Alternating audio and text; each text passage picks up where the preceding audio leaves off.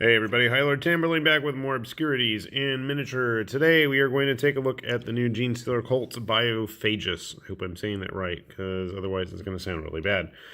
And one of the cool things about this kit is not only do you get the mad scientist looking dude, but you also get his little Igor-like lab assistant. So right off the bat you can see not too many parts, which is always a plus.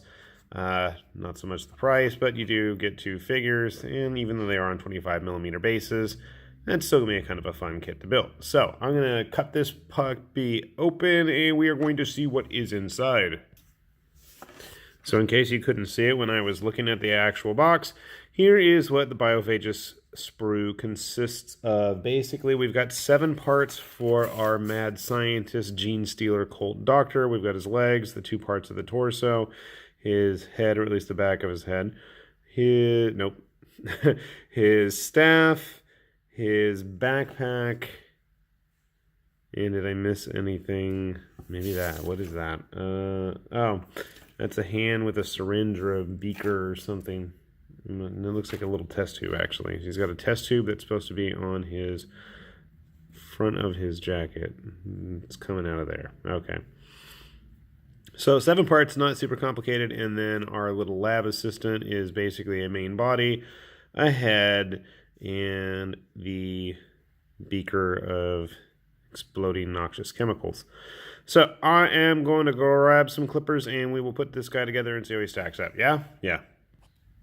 And voila, here is our completed Biophagus. So not the most exciting to look at, but wanted to go over a couple of things with him. And I just realized, as you'll see, I did not attach his backpack yet, just because there's a lot going on with this character in terms of those little details, and I really wanted to make sure that they are given their proper attention. So I will paint it, obviously. We'll get it attached later on, and surprisingly I ended up gluing him onto his base.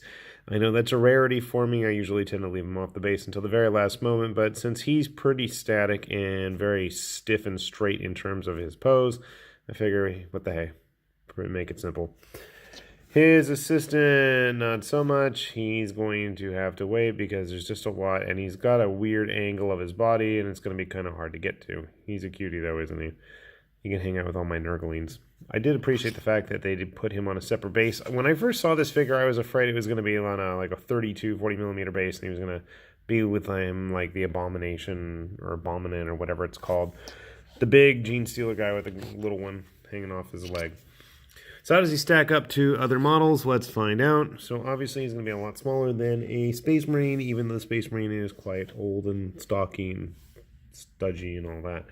How does he fit in at least with another Genestealer cultist? Well, he's right about where he should be. I grabbed an old Chaos cultist out of Dark Vengeance just to see as well. Well, our Chaos cultist is a little bit smaller actually, but he is bent over. So, I don't know. I had heard talk of people converting these into Chaos Cultists, so figured, you know, why not? And in case you're wondering, here is a hybrid metamorph, just to get a good size scale. And obviously they're going to be bigger based on their earlier generation. So overall, a cool little character. There's a lot of detail, a lot of fun stuff to paint on here, a lot of color that's going to be on there to pop off as well. Technically, you get 2 figures for the price of 1 with our little buddy here. You know, I'm sure somebody out there can find a good use for him in some kind of a skirmish game or even in your 40K games. So, you know, definitely these kinds of guys are an added value.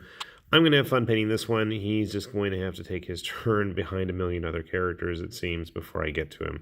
I am looking forward to it, though. So, cool little character.